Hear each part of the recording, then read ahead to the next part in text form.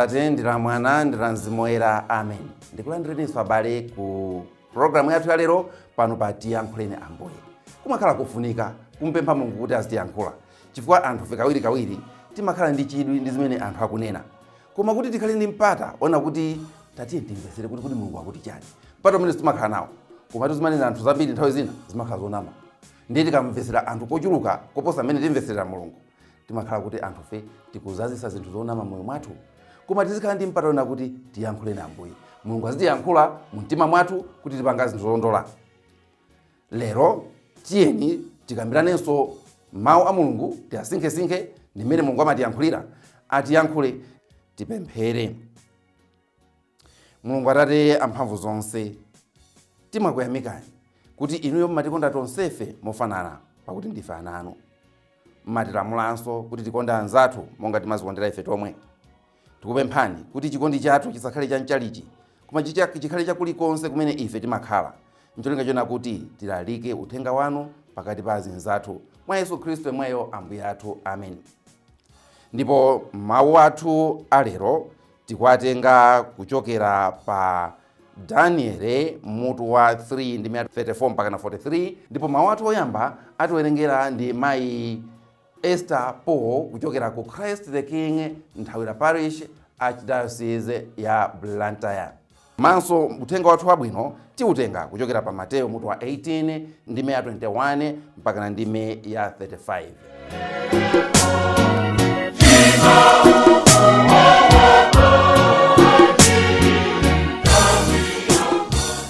Mawu oyamba. Mawu a m'buku la mprofeti Danieli. Danieli mutu 3 kuyambira ndime ya 25 kudzambiranso 34 mpakana 43.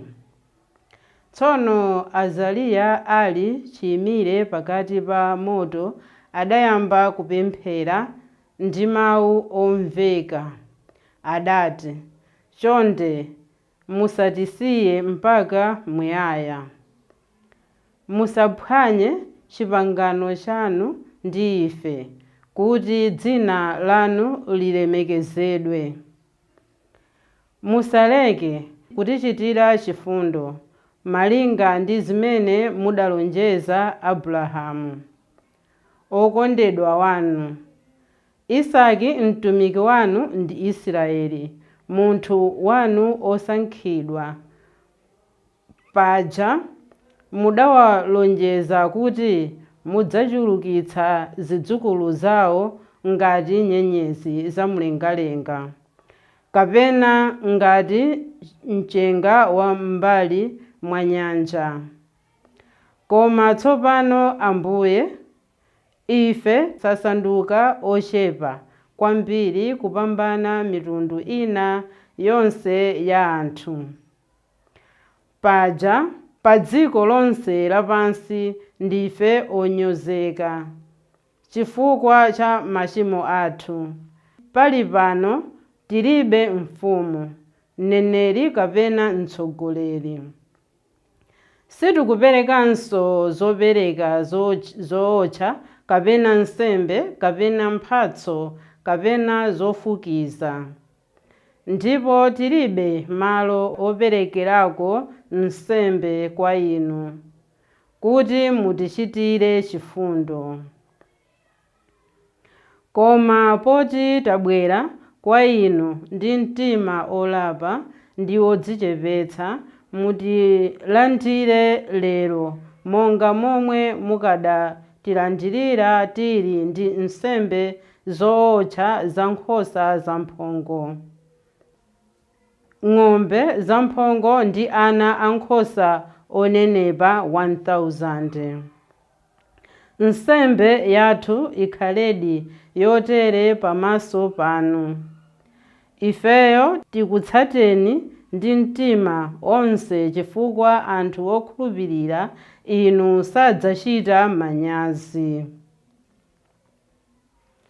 Tsopano ndi mtima onse tikufunitsitsa kukutsatani, tikufunitsitsa kumakuopani ndi kuyambanso kumakufunafunani.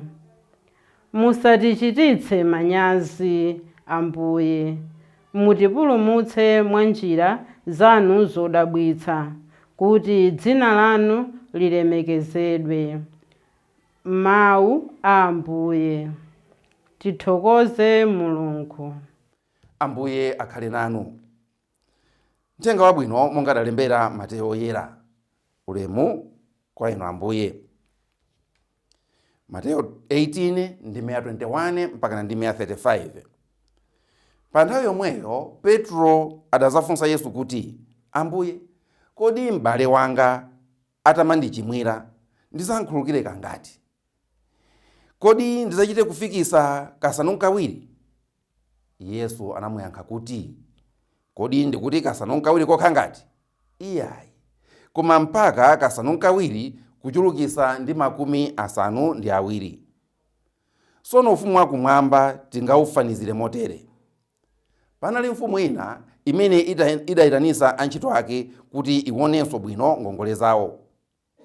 Atangoyamba kumene, anabwera ndi wantchito wina amene anali ndi ngongole ya ndalama zochuluka kwa basi. Ndiye popeza kuti adasowa chobwezera ngongoleyo, mbuye wake uja analamula kuti angulise wantchitoyo pamodzi ndi mkazi wake ndi ana ake ndi zake zonse, kuti ngongole ija ibwezedwe. Apo wantchito uja anamugwadira nati, pepani, ndakupembani, lezereni mtima, ndizakubwezerani ndithu zonse. Mbuye wake uja anamumveradi chifundo ndipo anamkhululukira ngongole ija, namulola kuti apite. Koma pamene wantchitoyo ankatuluka, anakumana ndi mmodzi mwa antchito anzake yemwe anamkongoza ndalama zochepa. Anamugwira pakhosi mwaukali namuwuza kuti, bweza ngongole yako ija.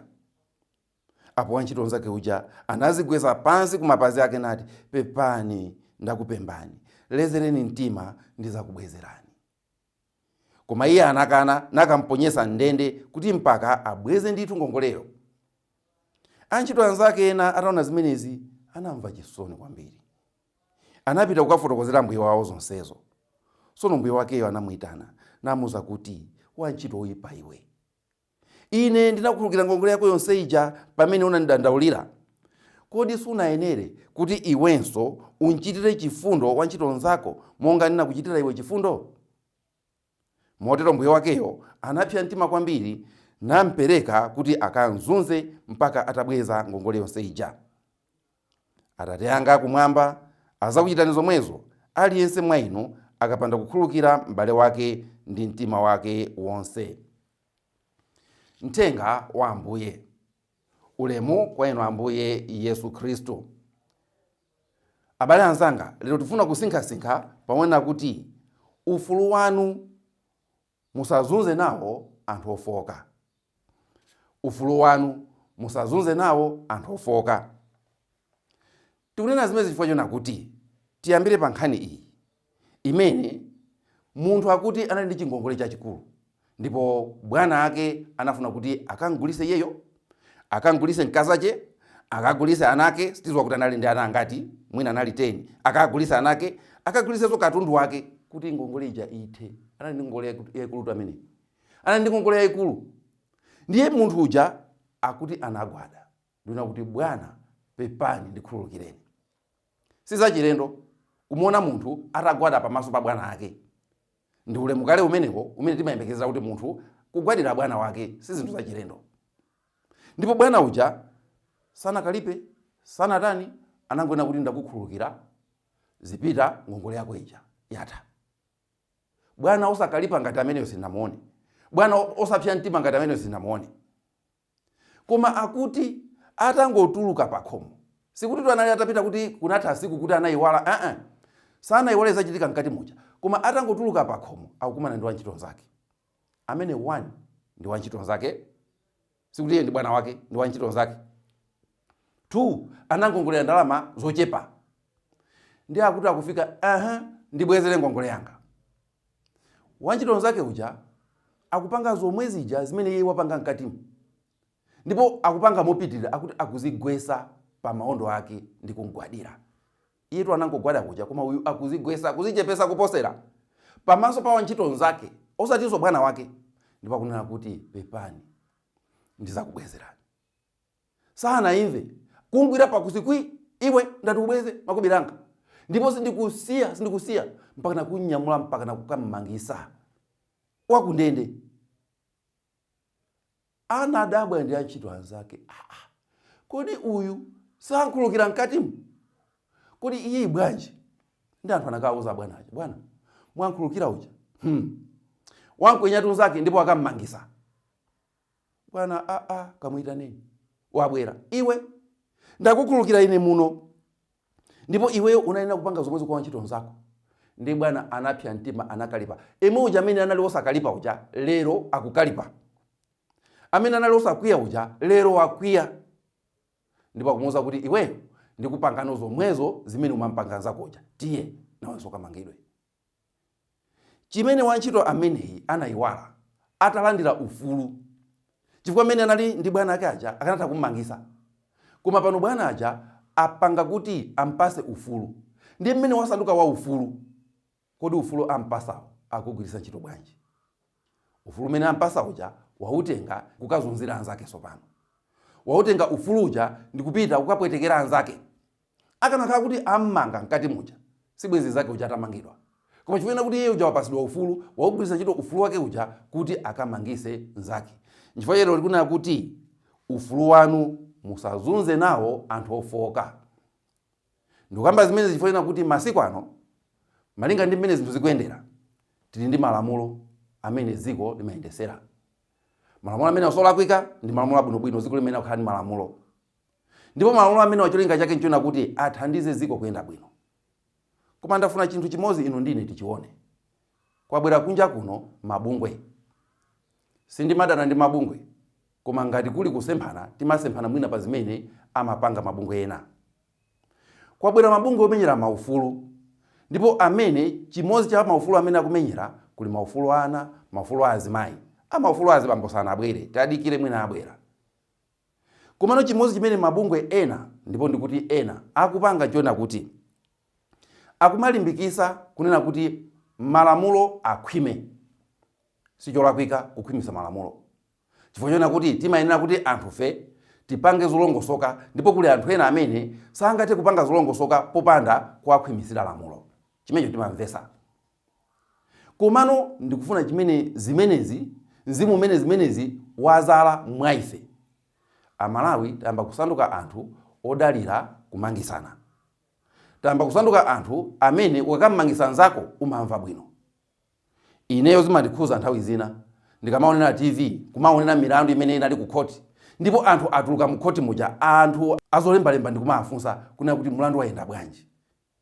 Muzaone wina akubwera ndikumanyalira, hayi mulandu wayenda bwino, ndipo zimene zachitika mkatimu ine ndakondwa nazo. Ampasa kuti akakhale kundende zaka 40, ndakondwa nazo kwambiri. Kodi Mkhristu kuyenera kumakondwa kuti wina wacho wakamangidwa zaka 40? Zaka 40 ndi moyo wathunthu wa munthu. Zaka 40 ndi moyo wathunthu, kusonyeza kuti mwachidule munthu uja sakabwerako. Ndipo ena amapitiriza kunena kuti ndipo akanangompaka kuti akangokhala konko kuti munthu uja asakabwereko. Ndimanganizira amene akuyankhula zimenezo kuti kodi unayamba wapalamulapo? Ndimanganizira amene akuyankhula zimenezo kuti unayamba wakhalapo kumbali ya olakwa? Ndimanganizira amene amayankhula zimenezo kuti unayamba wakhululukidwapo ndikumva kukoma kwa kukhululukidwa? Munthu amene unanena kuti ukamangidwe, munthu amene unanena kuti uchosedwe ntchito, munthu amene unanena kuti upasidwe chibalo, ndikukhululukidwa, ndikumva kukoma kwa kukhululukidwa kuja.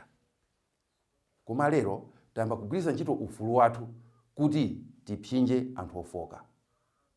Baibulo limanena kuti bango lopindika sindizalithyola, ndipo usi ofuka sindizawuzimisa. Koma ife timafuna kuti anthu amene ali ofoka aja tiasese pakati pathu onse tikawunjike kundende. Chifukwa cha ndende zathu zikuzaza. Ndipo boma nalo lilibe maganizo kunena kuti kodi ndende zathu zitingapungulemo bwanji anthu. Maganizo akubwera timange ndende zina. Kodi simukuona kuti anthu mukukasiya kundende aja ndi anthu amene ali ngati munda amene mukupezeka tirigu ndi nasongole. Ndipo tiriguyo mutati mwansamalira mundya, nasongoleyo mutati mwamuchosa munthu uja akhala bwino. munthu aliyensetu ndi munda wa tirigu ndinasongole. Ndipo zimakhala kwa ife kuti tipange zonena kuti munthu itatiyeni timkonze akabwerako zabwino zimene zili mwa iye tizione kuti zitithandiza bwanji. Koma lero anthu tifuna kuti chifukwa kuti ifeyo tili pa ufulu wathu uja tikamangise nawo azinzathu. Tifuna oyipa onse akakhale ku ndende. Mulungu anatisakaniza nziko lidala. Ndipo ncholinga chake chona kuti anthufe tiphunzire kukhululukirana. Boma lisamakonde kumangomanga anthu zaka zambirimbiri ku ndende. Tikuluza. Chifukwa anthu amene aja ali ndi luso lina lake limene tikanakhala kuti taapalira mbali yoyipa ndi kusala mbali yabwino ija akanatha kutithandiza. Anthu amene aja ali ndi anthu amene akwadalira. Anthu amene aja ali ndi nzeru zimene titakugwiritsa ntchito pa moyo wathu. Koma tikwatenga onse aja chifukwa kuti alakwisa china chake chimodzi. Ndipo tikwatenga kukaunjika kundende kuja. Anthu atakunena kuti mwina ndikuyankhula zinthu zimene zosemphana ndi mmene zinthu zikuyendera. Mwina anthu atakunena kuti ayi wewe mwina sunayambe waonapo munthu oyipa atakupangira choyipa. Ndazionapo ndikuziwa. Koma pa Chikhristu chathu tilibe chifukwa china chilichonse chona kuti ufulu wathu timpangise wina wake amene wafoka kuti akhale pa chipsinjo. Muziwa kuti inuyo pokulengani kukhala walungalunga choncho chinali chikondi cha Mulungu. Pokulengani kuti inuyo mukhale munthu wa mtima wabwino choncho anangokupasani mtima usimunakagule. Uyonso pomulenga ndipo iye pokhala choncho mwina ndi kumene analeredwa iye. Inu muli ndi mwayi munaleredwa banja labwino. Koma chimenecho chisakupangizeni kuti inu muime pacho. Ndinena kuti uyu tiye timpangiza kuti zakuti. Mpingo wathu uli ndi pemphero pemphera anthu onse. Ndipo timayena kuti Mulungu Atate wa anthu onse mwachitire chisoni abale athu ochimwa. Mubweze osochera ndi kuchita zona zakumvera. Zonikira kunja onse aziko lapansi pano ndipo mudalitsa anzathu amene atithandiza chifukwa cha inu. Tsopano ngati ndikumpempha Mulungu kuti anchitire munthu chifundo, ine ndemwe ndikuntenga ndikumapangira zinthu zoyipa. Ngati ndikumpempha Mulungu kuti mwachitire chifundo abale athu osochera, ife osochera ja ndikuatenga ndikukayika ku ndende zaka 60 zaka 40, pemphero lathu likutanthauza chani? Inu ndine tikuyenera kuganiza kuti tikhale anthu amene tikuziwa kupereka chiyembekezo mmoyo mwa anthu. Mawu oyamba amene awerengedwa aja ndi pemphero lona kuti Ambuye ngakhale tachimwa tili ndi chiyembekezo chifukwa cha lonjezo limene munapanga ndi makolo athu Abrahamu ndi azinzawo. Chiyembekezo chimene chikutipasa mtendere lona kuti ifeyo muzatipulumutsa, muzatikhululukira. Pamene muyatenga anthu ndikukasiya ku ndende opanda chiyembekezo, inuyo mwapha. Timpemphe Mulungu kuti atithandize ife amene tili a Khristu kuyimirira ndi kumenyana ndi malamulo ngati amenewa. Lamulo likhwime koma lisakhwimisise moti lipinde misana ya anthu. Lamulo likhwime koma lamulo ligwire ntchito lona kuti likonze zinthu osati liwononge zinthu. Mulungu Atate amphamvu zonse tikuthokozani kuti inuyo mmatikhululukira nthawi zonse ndipo mmatiuza kuti ifenso tizikhululukira azinzathu. Pamene mwatiyika pabwino mutichosere mtima wowuma umene umafuna kuti ena avulale. Mutithandize kuti tiakonde ngakhale anthu amene ali ochimwa kuti poteropo ataona chikondi chathu nawo atembenukire kwa inu. Tikupempha zonsezi m'dzina la Yesu Khristu yemweyo Ambuye athu. Amen. Takuthokozani abale, tiyeni tipitirize kumpempha Ambuye azitiyankhula m'mitima mwathu. Munali ndi ine Elizeo Nthalika. M'dzina la Atate ndi la Mwana ndi la Mzimu Woyera. Amen.